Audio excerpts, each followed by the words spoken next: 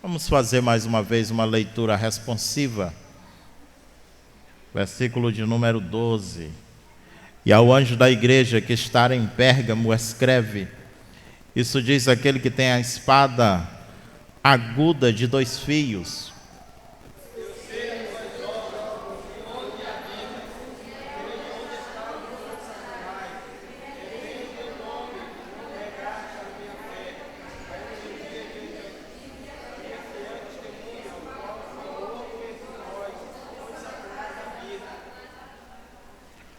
Porém, umas poucas coisas tenho contra ti, porque tem lá os que seguem a doutrina de Balaão, o qual ensinava Balaque a lançar tropeços diante dos filhos de Israel, para que comessem dos sacrifícios da idolatria e se prostituíssem.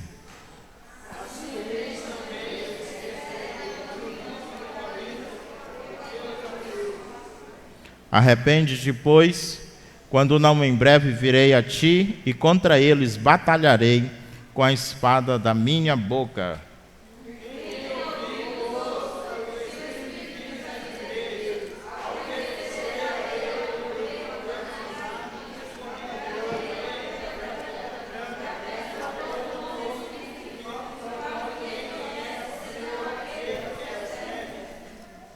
Graças a Deus, amém. Poder sentar, muito obrigado. Queridos irmãos, hoje nós iremos finalizar a carta de Jesus Cristo à igreja de Pérgamo.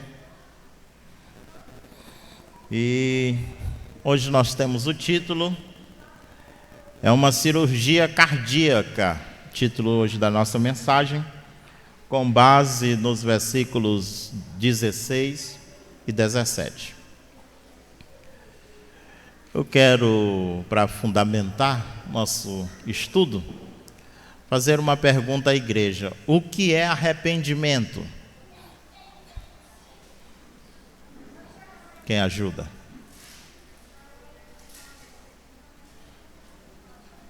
O que é arrependimento? Deixar o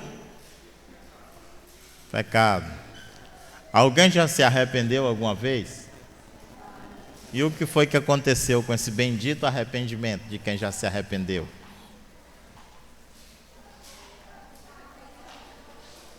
Não quer mais fazer, né, irmã Maria? O que mais que aconteceu?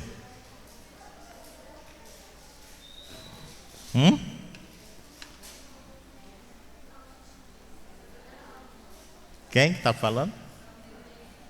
Samila, vai lá, Samila. Representa aí.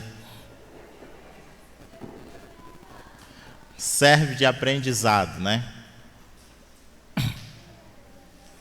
Meus queridos irmãos, quem tem coração aqui? Faz assim com a mão. Bota assim para ver se está batendo, como a gente diz. Tá, né? Porque se o coração não bater, morre, né? Tá morto, já era a história, né? Acaba com tudo.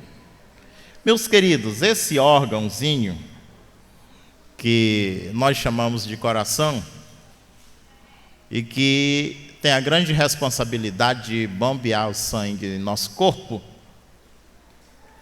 ele não representa só esse órgão cheio de músculos. Na verdade, quando nós falamos de coração, nós falamos do ser interior, da pessoa interior.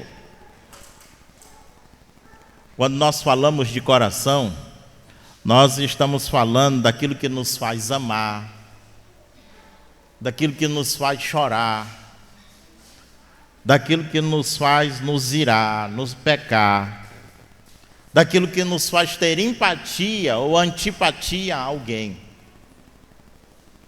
Então nós não falamos simplesmente na questão de um órgão que faz o bombeamento do nosso sangue, nosso corpo. Por exemplo, na cultura judaica, a gente, por exemplo, falava de alguém que tem um coração reto e achar leve, ou seja, pessoa honrada, porque leve é coração, leve, coração em hebraico. A gente, por exemplo, na cultura judaica diz que alguém é cachelev, ou seja, é um teimoso. É alguém que tem um coração duro. Ou alguém que é um jevar leve, ou seja, é uma pessoa presunçosa, é uma pessoa arrogante. O leva-leve é uma pessoa desonesta, é uma pessoa de coração duplo. Aqui no nosso Brasil a gente chama muita gente de dupla personalidade ou tem duas caras, né? Porque o coração também, muitas vezes, no imaginário, no ideário, não somente judaico, mas também brasileiro, fala também de emoções e algumas vezes até da atividade intelectual. E o Amitz Levi é uma pessoa que tem um coração poderoso, é uma pessoa corajosa. Jesus Cristo, falando sobre o coração, já falei isso aqui, quando os seus discípulos comiam sem lavar as mãos, e Jesus disse: olha, o que prejudica o homem não é exatamente o que entra, não é ele comer uma maçã sem lavar, isso é uma questão higiênica, mas a questão de ser interior, de revelação do homem, Jesus Cristo vai dizer que é o que sai, lá em Marcos 7. Ele diz: é o que sai, esse é o problema, porque o coração me revela, o coração diz quem eu sou. Entenderam aí? Coração diz quem eu sou. E mais precisamente, quando eu verbalizo, vocês irão me conhecer melhor. Você pode ter uma ideia sobre uma pessoa, sem ouvir ela falar. Mas quando ela fala, você, meu Deus, que coisa. Às vezes você fica perplexo, né, com o que a pessoa fala, a pessoa xinga muito, tem uma linguagem chula. Isso revela o que ela é. O homem interior, o ser interior, essa pessoa interior é revelada ali. E é isso que Jesus Cristo está dizendo aos fariseus em específico. E o que que Jesus vai se propor a fazer na igreja de Pérgamo? Jesus Cristo, ele vai se propor a fazer exatamente, queridos, uma cirurgia no coração. Quando nós falamos em arrependimento, quando nós falamos em alguém mudar o coração, o sentido da vida, esse homem, esse ser, essa criatura interior, geralmente nós lembramos só de quem? Do descrente.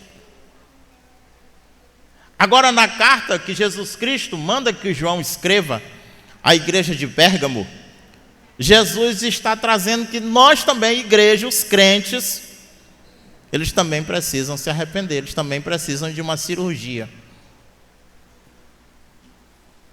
Então Jesus vai no ponto principal desse homem interior, que é o coração. Ele quer que nós mudemos o coração. Nós vimos aqui, acabamos de ler, que havia o problema aqui dos falsos ensinadores e que a igreja estava consentindo com esses falsos ensinadores.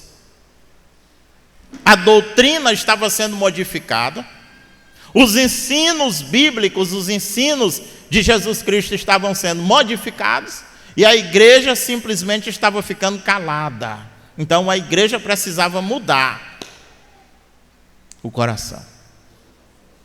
Assim como Jesus fala aos fariseus e que eles precisam mudar o coração, algumas vezes, alguns de nós, que também precisamos mudar o nosso coração. E aí mesmo nós dentro da igreja, irmão Saulo, nós precisamos de arrependimento. Arrependimento é a ideia exatamente de alguém estar indo em uma direção e ele dá meia volta e retornar. Ou seja, é uma palavrinha grega, metanoia. Você vai em uma direção, mas você se arrepende. Algo lhe vem que lhe traz esse arrependimento e você retorna àquela condição anterior, àquela posição, aquele momento anterior que você estava. Ou seja, o que eu disse? Eu estou dizendo, em outras palavras, que o arrependimento, ele exige mudança. É por isso que eu não posso coadunar, compreender, entender, irmã Regina, como é que alguém se arrepende e não muda. Quantas falsas conversões, quantas pessoas se dizem arrependidas, querem estar agora entre os evangélicos, querem estar na igreja, mas não há mudança.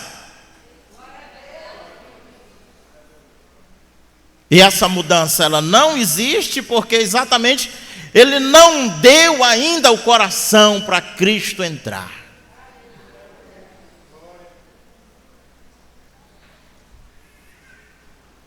Nós observamos que, por exemplo, quando nós chegamos na carta à igreja de Laodiceia, Jesus Cristo está dizendo para a igreja: eu estou batendo na porta do teu coração. Porque Jesus Cristo, ele quer dominar esse homem interior, essa mulher interior. Ele quer transformar, ele quer fazer morada no coração. É por isso que o escritor aos Romanos diz que o amor de Deus é derramado em nosso coração através do Espírito Santo. Eu tenho que deixar Cristo dominar o meu coração. Eu tenho que deixar Cristo me dominar. Eu preciso estar cheio de Cristo, interiormente falando, para que isso possa aparecer exteriormente.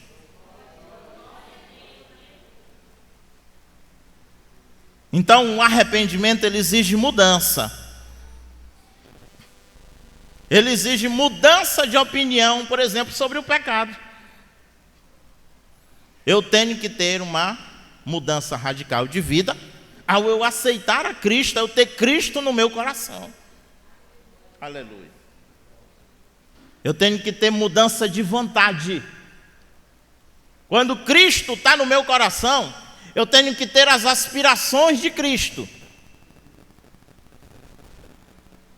Eu tenho que fazer aquilo que Cristo faria se fisicamente aqui estivesse.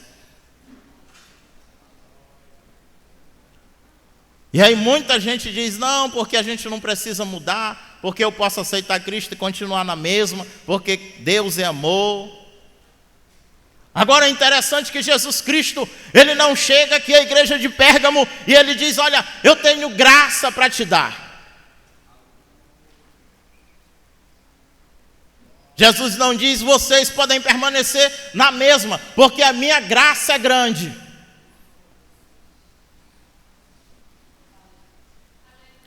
Jesus não diz assim: o meu perdão é ilimitado.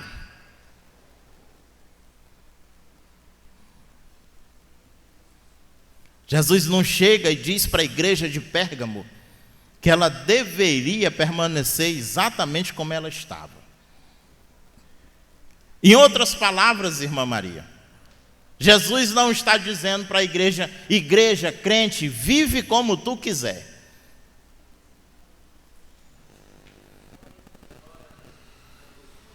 Como muita gente diz, né?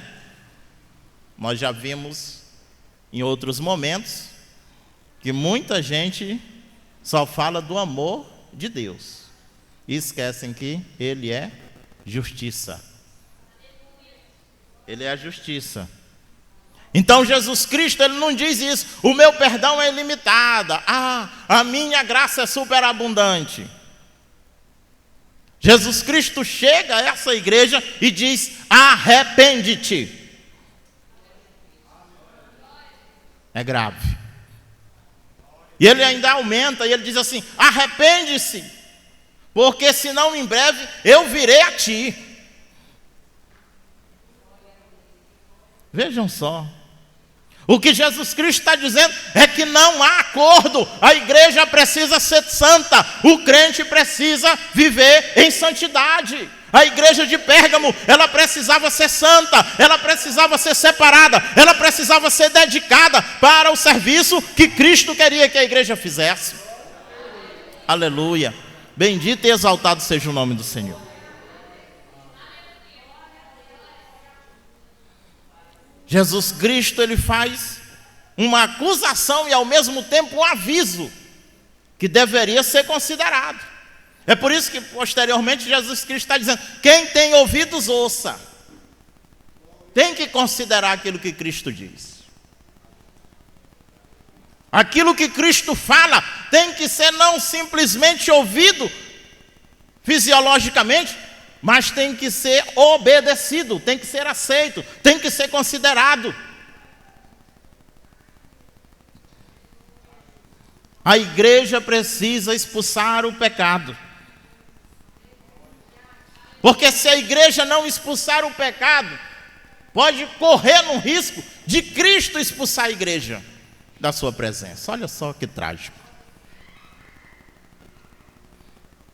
A igreja não pode viver, como nós vimos aqui, flertando com o pecado. A igreja não pode viver de mãos dadas com o pecado, porque ela pode ser expulsa da presença de Jesus Cristo, porque Ele não coaduna com o pecado. Ele é santo, nosso Deus é santo, e Ele exige a santidade de cada um de nós. Sede santos, porque eu sou santo. Aleluia. Jesus, ele está dizendo aqui que ele não vai tolerar o pecado da igreja de Pérgamo. Assim como Jesus não vai tolerar o meu pecado. Nós vivemos um mundo da tolerância, não é verdade? Nós vivemos em um mundo do jeitinho, um mundo da aceitação. Ah, porque você tem que aceitar fulano. Ah, porque você tem que aceitar Beltrano. Na igreja, isso não funciona. Como já falei aqui, vou reafirmar. Não existe meio crente. Não existe meia santidade. Não existe meio cristianismo. Ou eu sou pelas minhas entranhas completamente cheio de Cristo, santo, ou eu não sou.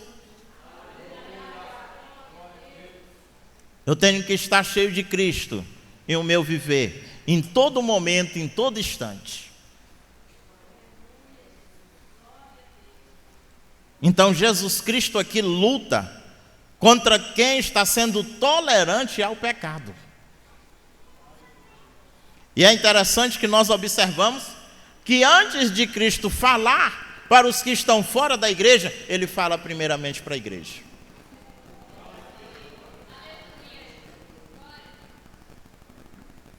A santidade da igreja, ela tinha que ser restaurada. Por isso Cristo falava à igreja.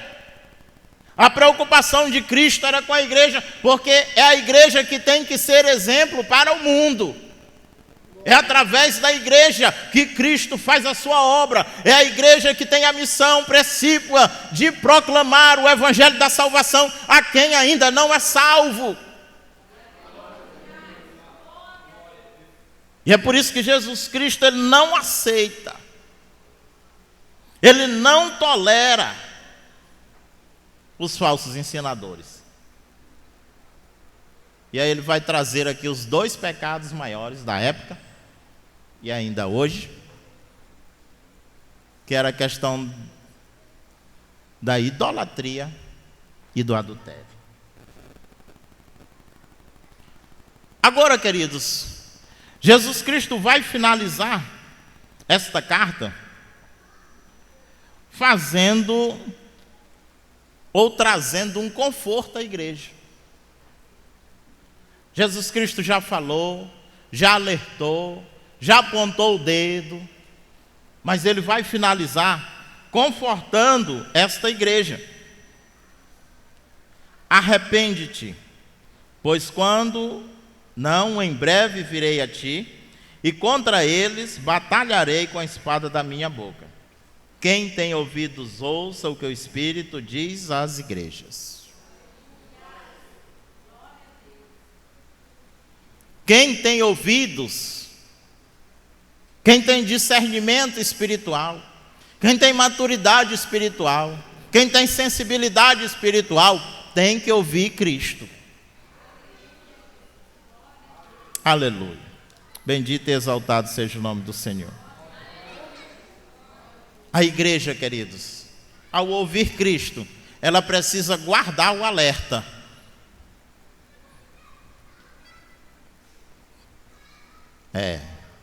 A igreja, ao ouvir Cristo, ela precisa guardar o alerta. Ela tem que levar em conta, em consideração aquilo que Cristo fala. Ouvir e tornar a pecar. Ouvir e voltar ao mesmo estado que estava antes de ouvir, não é ouvir corretamente.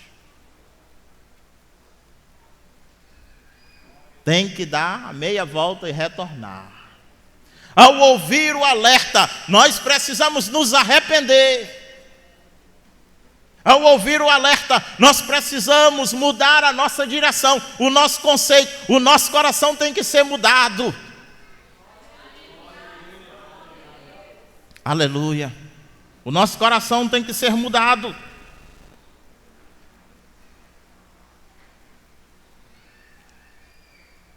Lucas 6,46, Jesus Cristo diz assim: por que me chamais Senhor, Senhor, se não fazeis o que eu vos mando? Se não faz aquilo que Cristo manda, se não escuta Cristo, se não segue o seu conselho, não pode chamar Ele de Senhor. E aí Jesus Cristo, Ele vai fazer a promessa e dizer: olha, vocês precisam se arrepender. Se você desfizer o compromisso com o mundo, se você fizer o descompromisso com tudo aquilo que tira você da presença de Deus, você assim está fazendo a vontade de Deus, o querer de Deus. Bendito e exaltado seja o nome do Senhor para sempre. Isso é tão lindo e tão maravilhoso que Jesus Cristo, Ele oferece uma espécie de antigozo do céu. Porque Jesus Cristo, Ele está aqui ajudando a igreja, Ele está aqui motivando a igreja a lhe obedecer. E diante de todas essas advertências que Ele faz, Ele vai prometer bênçãos para a igreja. Agora, nas 7 cartas, as bênçãos só são prometidas aos vencedores.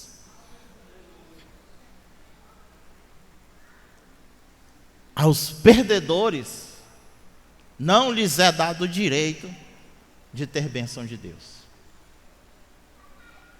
Aos desistentes, aos fracos espiritualmente, àqueles que não conseguem vencer os seus desafios pessoais, aqueles que não conseguem vencer a sua luta contra o mundo, contra o pecado consigo mesmo, vai perder e não vai obter as bênçãos de Deus, porque não vai ser um vencedor.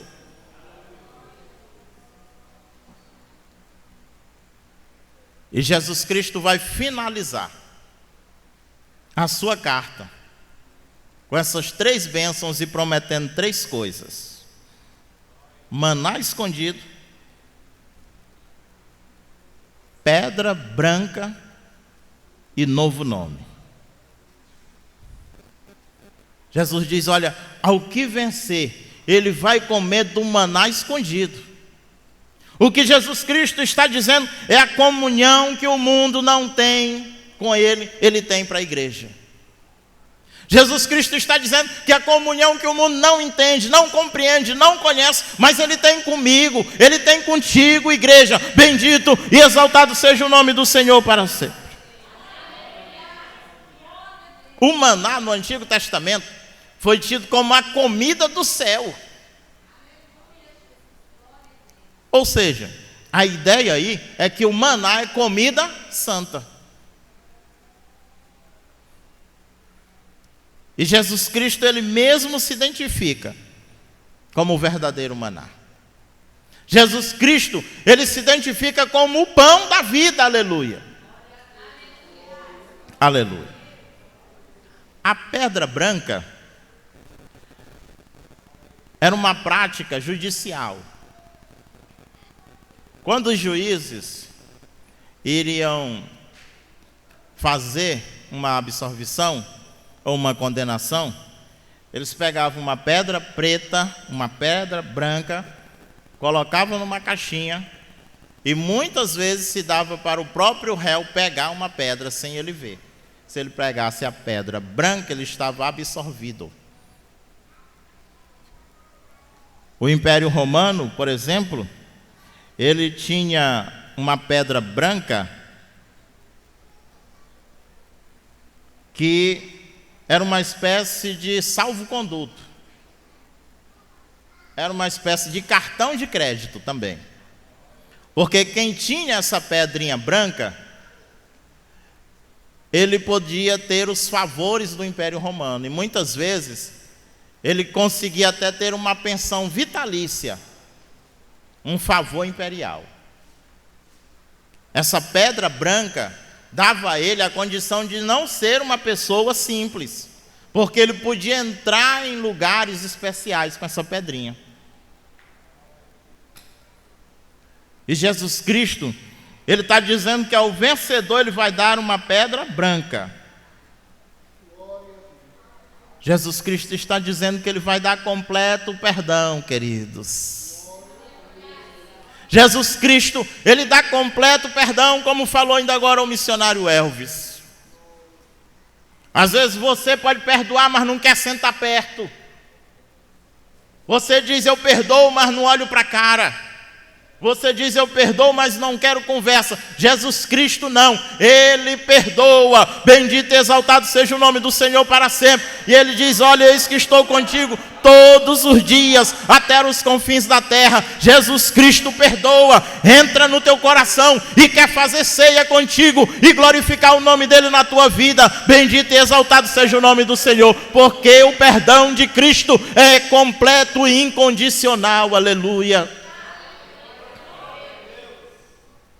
Perdão completo. Acesso a lugares especiais. Aleluia. Agora, somente os vencedores, eles poderão receber essa pedrinha branca. E Jesus Cristo finaliza, dizendo que ele também vai dar o quê? Um novo nome. Esse nome aqui, ele fala de uma nova identidade. Jesus Cristo está dizendo que ele vai te dar uma nova identidade. Jesus Cristo está dizendo que ele vai te dar um novo estado, um novo começo, uma nova condição nele, Cristo. Aleluia. Uma nova condição, um novo começo. Um novo momento no próprio Cristo. Esse novo nome aqui é só você que vai saber. Ou seja, isso está falando de algo íntimo entre o crente e Cristo. É aquela experiência que eu tenho que ter, aquela experiência particular que eu tenho que ter com o meu Cristo.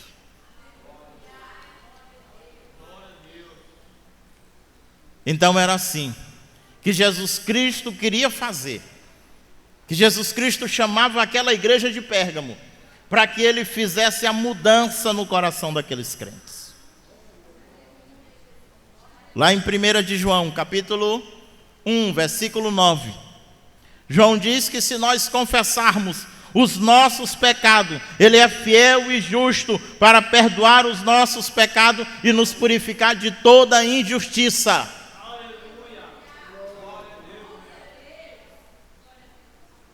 Nós mesmos, como crentes, precisamos confessar os nossos pecados.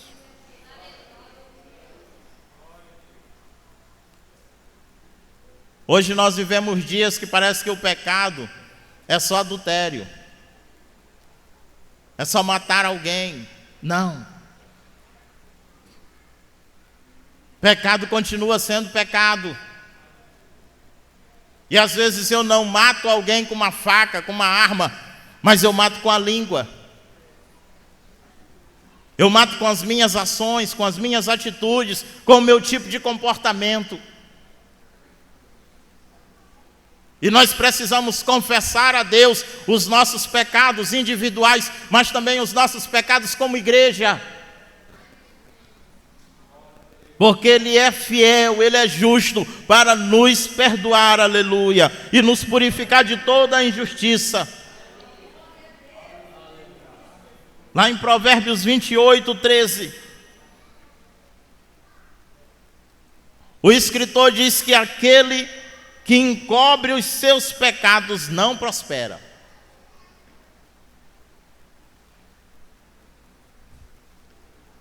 E meus queridos irmãos, muitas vezes nós estamos dentro da igreja, mas estamos escondendo os nossos pecados.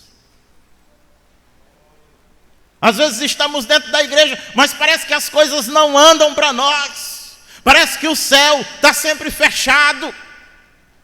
Parece que as nossas orações não são respondidas. Parece que nós não avançamos na nossa vida espiritual e às vezes física mesmo. Vivemos dentro da igreja, mas nós não conseguimos desfrutar das bênçãos de Deus, das bênçãos que um salvo tem que usufruir.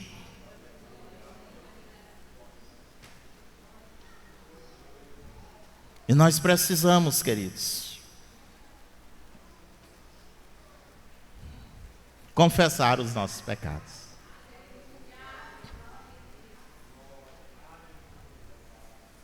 Porque aquele que confessa e deixa, alcança misericórdia. Aleluia. Se você quer que as misericórdias de Deus estejam sobre a tua vida, a tua família, o teu lar. Se você quer ser alcançado completamente pelo amor, pelas misericórdias, pelo perdão de Cristo, confesse e deixe. Aleluia. Porque Ele é fiel e justo. Aleluia. Para nos perdoar os pecados e nos purificar de toda a injustiça.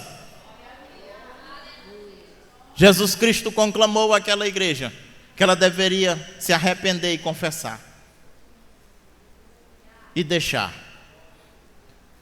E Ele nos conclama mais uma vez nessa noite aqui, para que sejamos vencedores de fato.